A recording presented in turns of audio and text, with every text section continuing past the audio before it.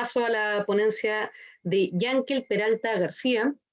Yankel es doctor en filosofía por la Facultad de Filosofía y Letras de la Universidad Nacional Autónoma de México, y su línea de investigación tienen que ver con el marxismo, la lucha de clases, la teoría del valor y la teoría de la crisis y la dialéctica hegeliana. ¿Ya? Yankel nos va a presentar una ponencia titulada Los movimientos sociales y la determinación del valor de la fuerza de trabajo, y tiene mucho que ver con lo que en términos concretos estamos también discutiendo en este momento en Chile. Así que adelante, Yankel, muchas gracias y bienvenido. Bueno, pues primero que nada, buenas tardes, buenos días a todas y a todos los compañeros y los compañeros. Gracias a las organizadoras y los organizadores por permitirme participar en este espacio, ¿no? Bueno, pues yo voy a hablar, ya sin mayor preámbulo, de la relación entre el concepto marxista de clase y lo que ha venido a llamarse los nuevos movimientos sociales, en función de la determinación del valor de la fuerza de trabajo, ¿no?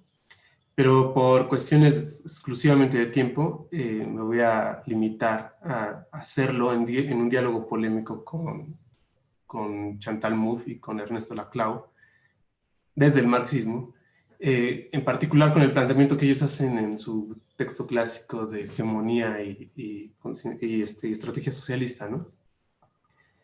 Entonces, bueno, es conocido o sabido que ellos restringen el alcance de la lucha de clases para efectos de un proyecto socialista y democrático, ¿no?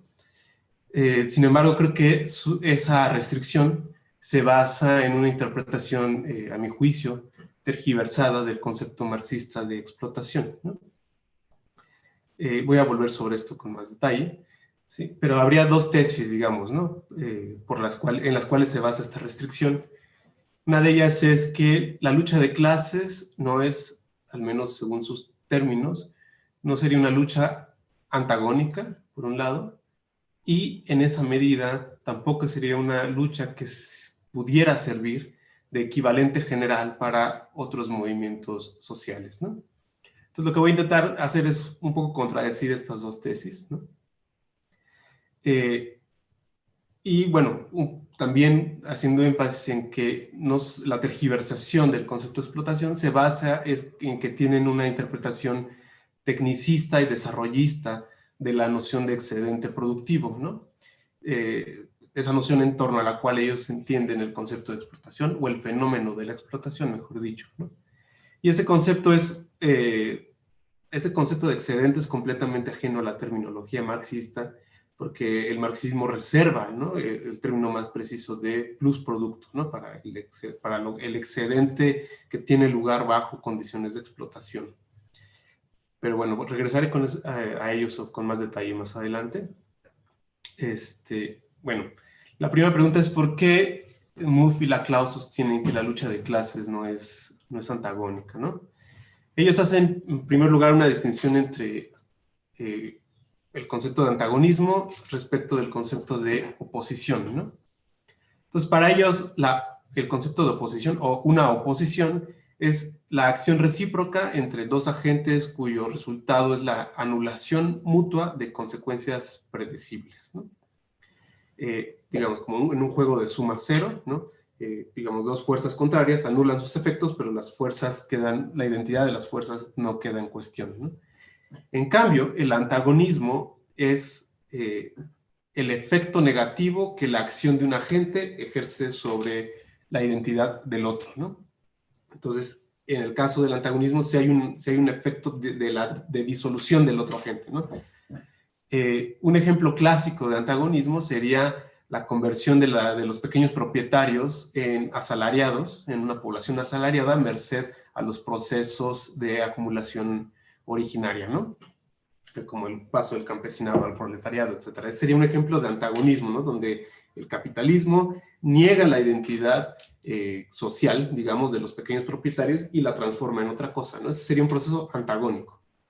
En cambio, un ejemplo de lucha de oposición sería el ejemplo casi que estereotipado del enfrentamiento entre los obreros, sobre todo los obreros industriales, y el capital, ¿no? ya sea la lucha por la reducción de la jornada laboral o la lucha por el incremento salarial.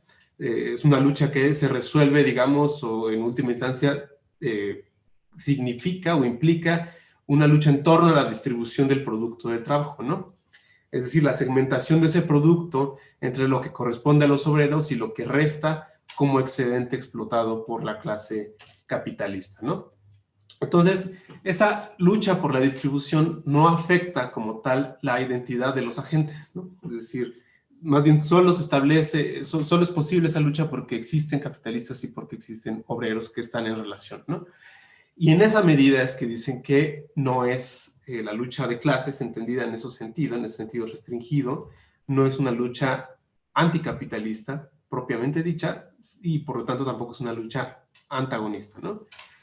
Entonces, a juicio de Mouffe y de Laclau, la lucha de clases solo puede ser antagónica si la clase se deja sobredeterminar, es un término técnico de Mouffe y de Laclau, si la clase se deja sobredeterminar por una ideología socialista democrática, ¿no? Es decir, que lo saque de su encasillamiento de clase. Pero con eso, una vez que la clase se dejara sobredeterminar, tendría que renunciar a su posición privilegiada de clase, ¿no? Entonces, esa ideología, a juicio de Mouffe y de Laclau, es del todo extraña a los intereses económicos que definen la posición de clase en cuanto tal, porque esta posición de clase, o lo característico de esta posición de clase, es el interés en la evitación de la absorción del excedente por parte de la clase capitalista, ¿no? Entonces, y aquí es el juicio un poco más severo que tienen Mouffe y Laclau al respecto, dicen no hay una relación lógica, una implicación directa entre los intereses de clase, que son en última instancia reducir el grado en que se extrae el excedente, reducir el grado de explotación. No hay una relación directa entre los intereses de clase y los intereses socialistas, porque tal y como lo conciben Mouffe y Laclau, los intereses socialistas implicarían, al contrario, incrementar el excedente para que después pueda ser no apropiado por la clase capitalista, pero sí distribuido socialmente, ¿no? Entonces, Mouffe y Laclau, no ven por dónde puede haber un interés inmanente de clase en el socialismo y en la democracia, ¿no? Mucho menos un interés, y en ese sentido tampoco un interés anticapitalista antagónico, ¿no? Bueno, ¿por qué dicen entonces también, ¿no?, que la lucha de clases no puede servir de equivalente general para otros movimientos sociales, ¿no? Y aquí el concepto de equivalencia también es un tecnicismo en el planteamiento de Mouffe y de Laclau. El concepto de equivalencia se refiere al efecto de la capacidad de dos agentes de establecer una lucha antagónica en contra de un tercero, ¿no? Y ese efecto es la intercambiabilidad de posiciones merced al antagonismo común, ¿no? Es decir, dos agentes A y B mantienen un antagonismo con C, ¿no? Y entonces, por lo tanto, pueden intercambiar posiciones y mantener ese antagonismo. Entonces, establecen una relación de equivalencia. Eso es lo que, a juicio de Mouffe y de Laclau, no podría ser la lucha de clases, ¿no? Entonces, hay dos respuestas de su parte para explicar por qué no puede ser equivalente, ¿no? La primera respuesta es, digamos, lógico-ontológica, ¿no? Y es bastante simple, es una implicación, ¿no? Es decir, si la lucha de clases no es antagónica, pues tampoco puede servir de equivalente. Es decir, la primera condición para que haya equivalencia general es que sean luchas de antagonismo, ¿no? Y la segunda respuesta, que es un poco más elaborada, sería una respuesta histórica que se basa en una falsación de la predicción marxista acerca de la tendencia a la proletarización y a la pauperización generalizada, ¿no? Entonces, sobre la tendencia a la pauperización, ayer Mariana Hirsch presentó un trabajo justamente que refuta esta idea de la tendencia a la baja del valor de la fuerza de trabajo, entendiendo a la baja como disminución del nivel de vida, ¿no? Pero bueno, en esa parte no me voy a meter, voy a hablar aquí en particular de la proletarización, ¿no? Dicen Mouffe y Laclau que hay dos sentidos de proletarización, o en los cuales se puede entender el término proletarización, ¿no? Por un lado se puede entender la generalización de la relación asalariada, ¿no? Del empleo asalariado del trabajo.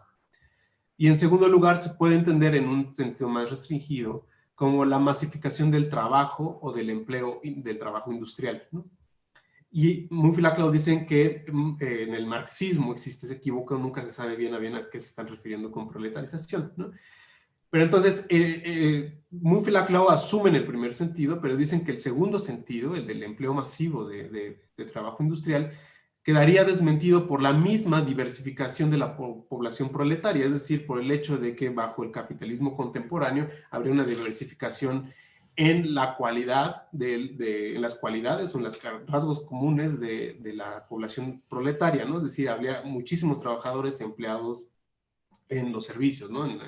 Y también que llevan a cabo trabajos técnicamente, que podríamos llamar técnicamente improductivos, hay desempleados, hay trabajadores calificados, no calificados, etcétera, ¿no? Entonces, dada esa diversidad, dicen, las tendencias del capitalismo contemporáneo desmentirían, ¿no?, la idea de la proletarización entendida como masificación del trabajo productivo.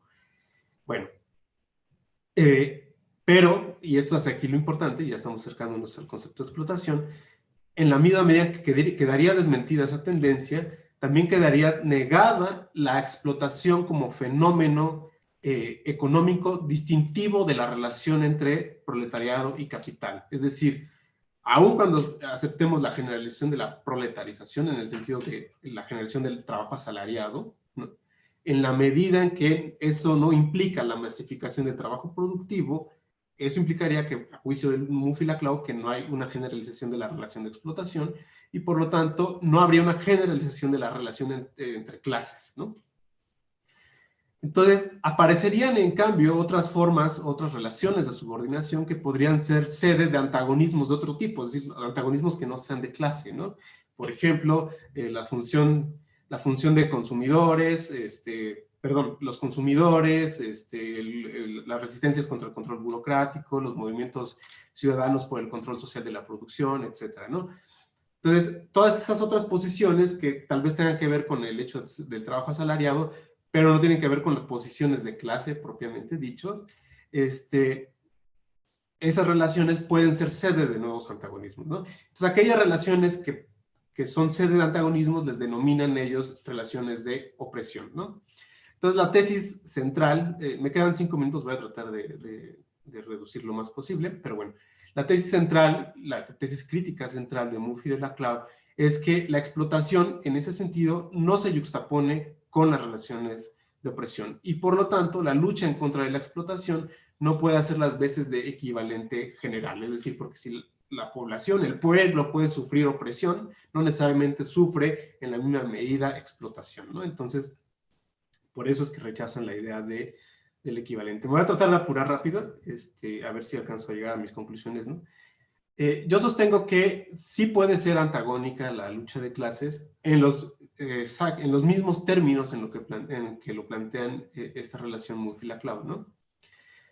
Y es que Muff y Laclau entienden los intereses de clase, de la clase obrera, como los expresados por los propietarios de la mercancía fuerza de trabajo. En ese sentido, para ellos, los criterios de eficiencia técnica y los cálculos costo-beneficio podrían incluso coincidir con los intereses de la clase capitalista, a pesar de la pugna en torno a la distribución de la riqueza. Para Muff y para Laclau, los intereses obreros pasan a ser antagonistas solamente cuando se resisten a la subordinación del capital, pero con eso renunciarían a su posición de clase. Aquí Muff y Laclau ponen en evidencia, digamos, su escasísimo conocimiento del capital, pues afirman que ese antagonismo tiene lugar en la esfera de la producción merced a todos los mecanismos desatados por la clase capitalista para hacer efectivo el valor de uso de la fuerza de trabajo, ¿no? Pero Muff y Laclau pasan por alto los fenómenos de la subsunción formal y real, ¿no? Todo el apartado del capital, ¿no?, acerca de la maquinaria y la gran industria es justamente la exposición histórica de la formación de los intereses de clase, que pone de relieve que estos no solo se definen por oposición al capital, sino en franco antagonismo con él, ¿no? Justamente en la lucha por el control del control social de la producción, ¿no? En ese sentido, pues, ¿no?, antagónico, que Marx afirma la tendencia histórica o enfatiza el lado antagónico que hay en la tendencia histórica de la acumulación capitalista, que revela a la clase capitalista como parasitaria o como supernumeraria en términos de la división social del trabajo, ¿no? De ahí el énfasis o la importancia que Marx le da a los procesos de autogestión obrera, ¿no? Entonces, ya con esto acabo, lo prometo. ¿Por qué? Bueno, en ese sentido sí puede ser la lucha de clases antagónica, ¿no? Si uno atiende a la formación histórica de los intereses de clase, que es algo que creo que Mouffe y Laclau no lo hacen adecuadamente, pues, ¿no? ¿Por qué la lucha de clases sí puede ser un equivalente general? Ya con esto acabo. Mouffe y Laclau restringen el sentido del concepto de explotación a la extracción del excedente exclusivamente en la esfera del trabajo productivo. Pero en el tomo 2 del Capital, perdón, Marx, que se ocupa de la circulación del capital, enumera una serie de trabajos ocupados en la circulación que él mismo llama improductivos porque no agregan valor de uso y en esa medida tampoco agregan valor, ¿no? Pero esto no impide sostener, a Marx no le impide sostener que este trabajo improductivo también es trabajo explotado. Y esto se debe a que la jornada laboral del trabajo improductivo también puede descomponerse en reposición de salario y plus trabajo, ¿no? Aquí la nota esencial es que no es el plus producto, la nota distintiva de la explotación, sino el plus trabajo. En ese sentido, la explotación sería esencial a la relación salarial y no solo sería privativa del trabajo productivo y podría caracterizarse, pues, como un fenómeno generalizado, ¿no? Pero no solo es un equivalente general debido a esa generalidad de la relación, sino también debido al hecho de que los movimientos sociales, como movimientos por el reconocimiento, si los caracterizamos de esa manera, tienden de facto a la modificación del valor de las fuerzas de trabajo y en ese sentido a la reducción del grado de explotación. Bueno, aquí ya me voy a meter en otro detalle, pero creo que con eso lo dejo aquí para cierro con este punto y bueno, pues gracias por escucharme y eso sería todo de mi parte. Bueno, muchas gracias, Yankel. Muchas gracias también